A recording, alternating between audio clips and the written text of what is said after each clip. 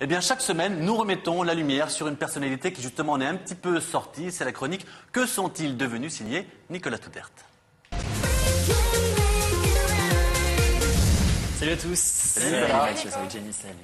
Qu'est-ce que c'est? C'est une légion d'honneur sur le... C'est ça, j'ai été décoré. Pour remettre des gens dans la lumière, c'est ça? Exactement, pour avoir repropulsé Séverine service rendu à la nation de télé-réalité. Merci beaucoup. De qui partons aujourd'hui? Organize, ça vous dit quelque chose? Oui, bien sûr. Ouais. Ils se sont fait pas mal et ils se sont fait surtout connaître pour un autre tube, c'est une reprise de Stephanie Mills, I Never Knew Love Like This Before, un très gros carton dans les années 80. Un petit peu moins de 20 ans plus tard, la mélodie est remise au goût du jour avec des arrangements R&B et des voix masculines et ça fonctionne toujours très bien puisque le titre se classe à la 2e place du top 50 en 1999 avec 400 000 exemplaires vendus. C'est quand même des gros volumes pour l'époque. Difficile de réitérer un tel carton puisque les Organize tentent d'autres singles mais au succès un petit peu plus confidentiel. Et désormais, ils ne sont plus devant la scène. Mike et Philly se sont reconvertis, sont désormais producteurs. On les a retrouvés. Regardez. 'Cause I never knew love like this before. Rappelez-vous, c'était il y a 10 ans. Les deux beaux gosses hyper lookés du groupe Organize se faisaient connaître par leur reprise.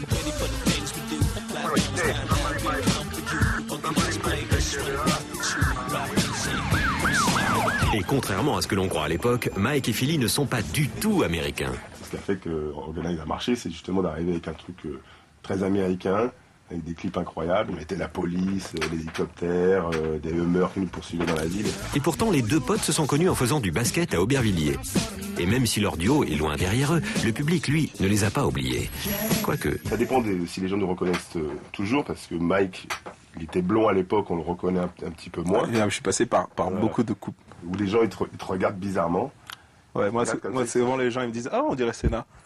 Ah oui, il y a un petit quelque chose. Mais la trentaine passée, ils ont mûri. Fini la décoloration pour Mike. Il est désormais producteur d'artistes pop-rock. Philly, lui, a notamment collaboré avec P. Diddy et continue dans la musique. Mais aujourd'hui à Boulogne, ce n'est pas vraiment le rappeur américain qui débarque. C'est Sevan qui passe une tête en studio. Vous le connaissez sûrement, c'était un élève de la Starac 7. Loin des plateaux, le fils d'Henri Verneuil forme un duo avec Philly, les Black House. Je suis arrivé un petit peu tel l'intrus. J'ai piqué la seconde moitié de Mike. Entre guillemets, on reste quand même ensemble et on travaille ensemble. Et parfois, c'est difficile de faire ménage à trois. C'est de la merde. On espère que le public, lui, ne sera pas de l'avis de Mike, puisque les Black House sortent leur premier single cet été. Organize pote quand même. Comment ça faisait la chanson, vous vous souvenez alors? Oui, ça faisait... C'était une reprise des...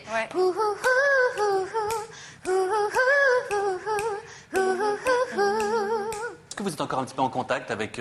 c'était quoi à l'époque? Il y avait Houssine, Georges Alain, Jérémy... Ouais. Alors j'ai travaillé pendant 2 ans avec Houssine sur le spectacle Salut Joe.